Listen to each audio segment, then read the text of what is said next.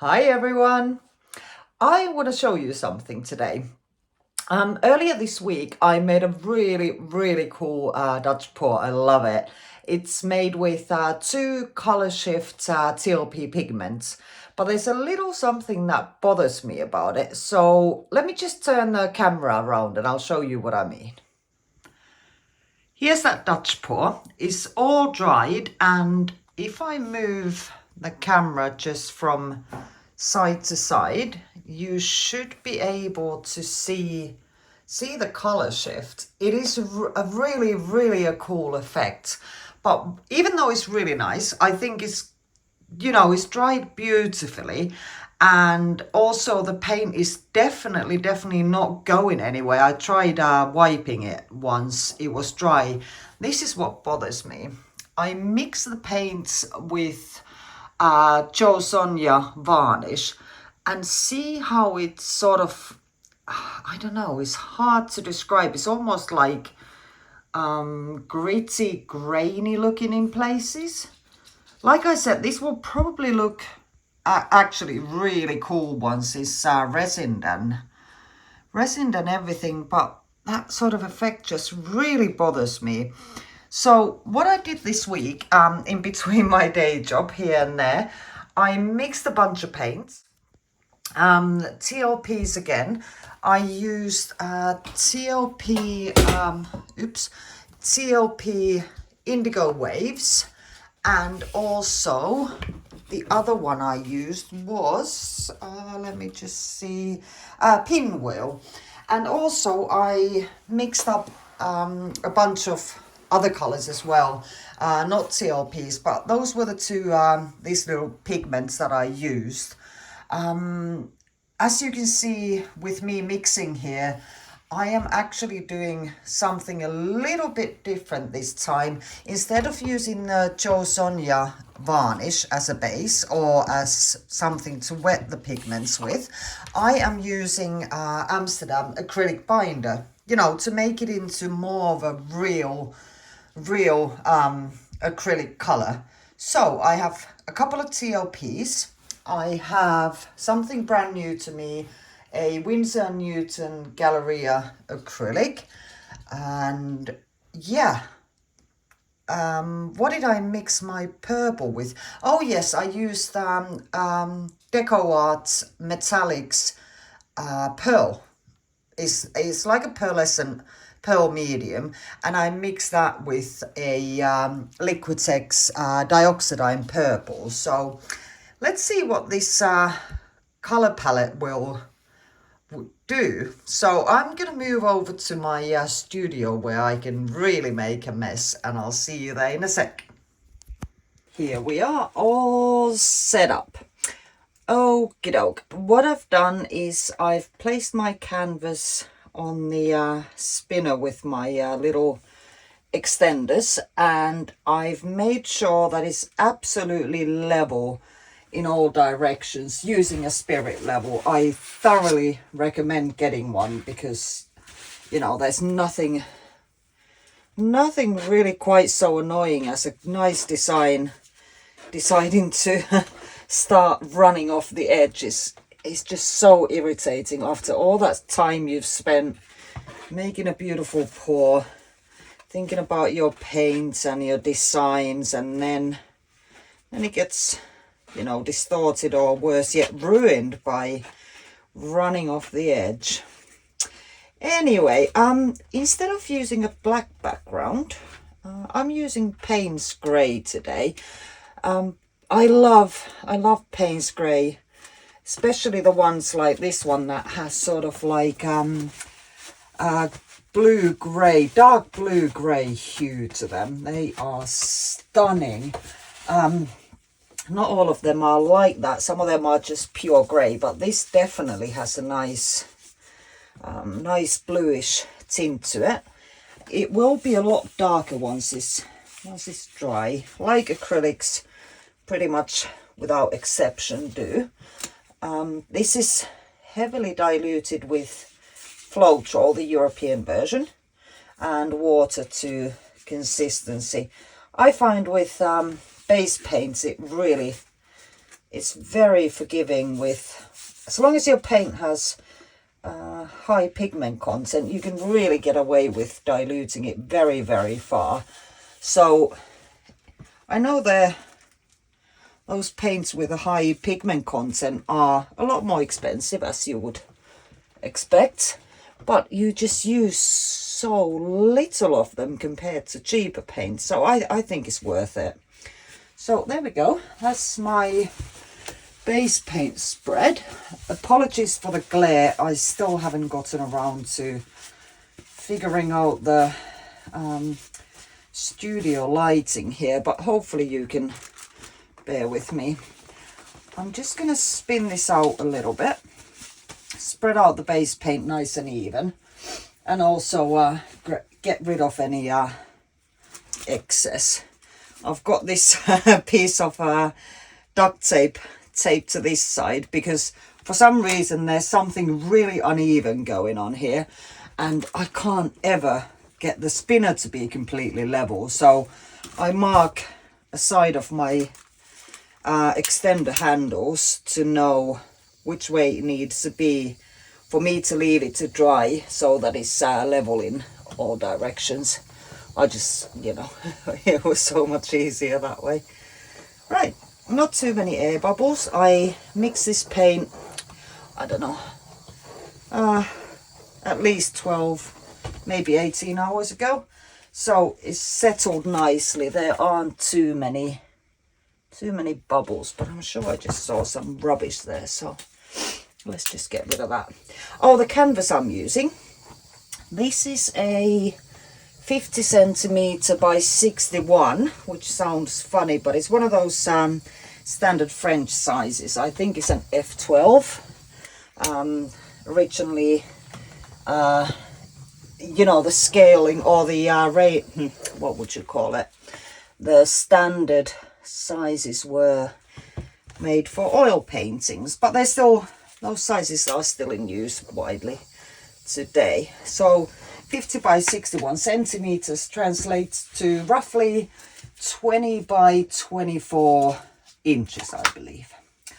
Right, my colors. First, I have the Winsor & Newton Silver. I tested this against the Amsterdam Silver, and it, oh, actually, I'm going to pour that last.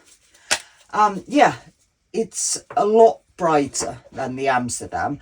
When wet, the difference seems huge, but it's not quite as much once it dries, but it's definitely a lot brighter.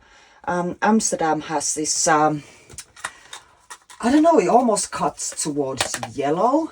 It's got that funny shade to it. So anyway, that was my Liquitex dioxide purple mixed with Deco Art Pearl, and Liquitex pouring medium and water to consistency. And these are all the same mixes with Liquitex pouring medium. This one's a TLP pigment, Indigo Waves. And Indigo Waves is a color shift, or I'm not sure if I'm pronouncing this right, but interference color. So depending on the angle you look at it, it changes color, and it's stunning. It's gorgeous. Okay, then I have something I already put down, so let's not do that one. Oh, here we go. This one is a Liquitex Phthalo Blue mixed with some Amsterdam Pearl White. So it should give the paint a little bit of a sheen, but not too in your face. Let's put a bit of that there. And then I have my TLP pinwheel. This is a real funky color. I love this. This is another duo or color shift one. Put that down there. Just not too much, but I do want it to show. And I can see my Indigo Waves sunk a little bit, so I'm just going to add just a little bit more, just all around here. And finally, on the edge, I'm going to pop the Winsor Newton Silver. And because I want to spin this design out, I am not adding any more base paint around the outer edge or the middle. There we go. Right, now it is blow dryer time. So what I'll do is I'll just mute this soundtrack and I'll pop some music on for you.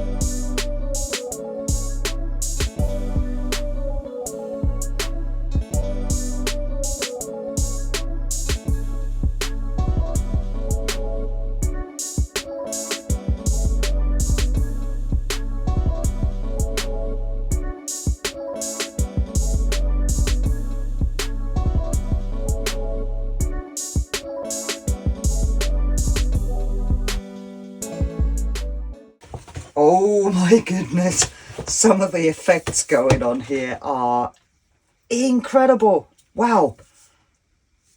I love the cells happening here. I'm so tempted just to mess with that a little bit, but I'm not going to. I am just going to leave it as much as it is as I can.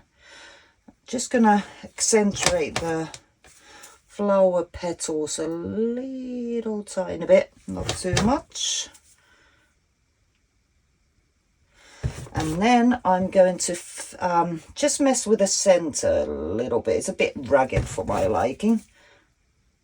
And can't get my finger to hit the right spot. There we go. And just there as well. Don't want to disturb these cells too much. They're stunning. Wow. Wow. Okay, time to give it a torch.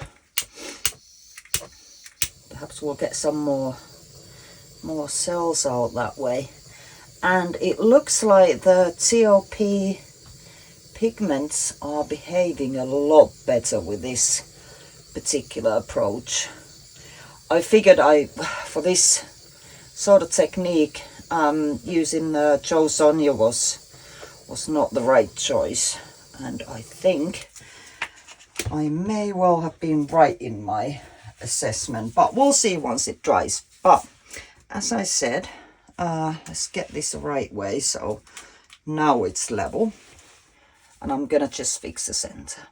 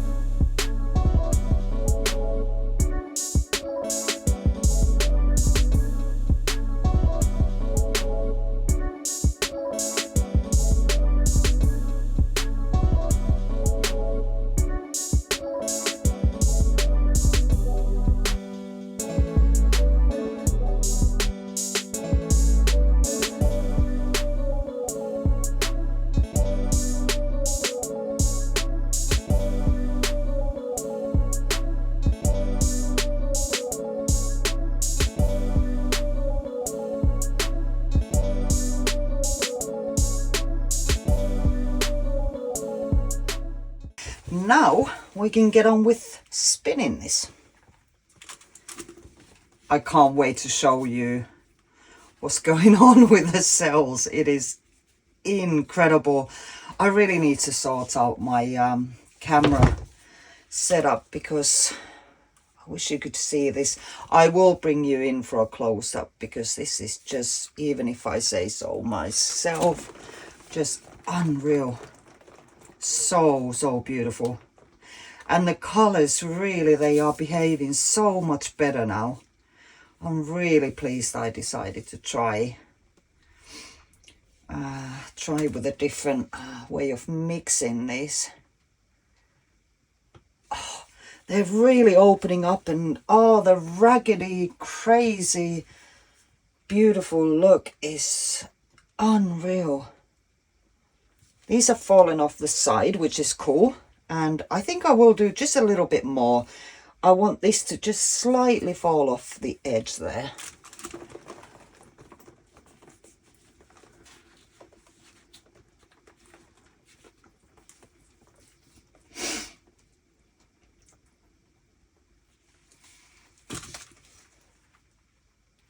Nearly there. So just one more little spin. I can't stop smiling. This is such a cool looking design. Wow. Can't wait to bring you in for a close-up and have a look. There we go. Right, that's it. That's what I wanted. It's off the edge now. Right, I am going to resist temptation to mess with this at all. So all I will do, I just want to give this a torch and yeah, just wipe off the edges here. I don't want the paint to be pulled down while it's drying. So yeah, I'll stop the recording now and I'll bring you in for a close-up. Here we go. Right, looking pretty cool, isn't it? But oh, I wish you could see this in real life, but look at that webbing. That is crazy considering I only used Liquitex pouring medium in these paints and water. Look at it. Wow. Oh my goodness. And this center here. Oh, one of the duo piggies goes from sort of blue to gold and it is stunning. I must show you this when it's dry. Right, so I actually waited 3 weeks before filming this part because I wanted to put a varnish on this. So it's got a gloss varnish. So this lacing I think is fabulous. It is gorgeous. However, that means that a lot of the TLP is obviously sunk, being heavy metallic pigments. They sunk into the base, but that's cool because I think it looks really nice, and you can really see the interference or the dual colors at play here. I think it's pretty cool actually. But let me just put the flash on and we'll have a look that way.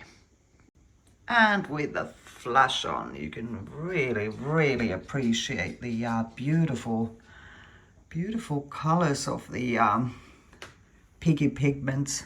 Oh, I love it. I do actually really like this.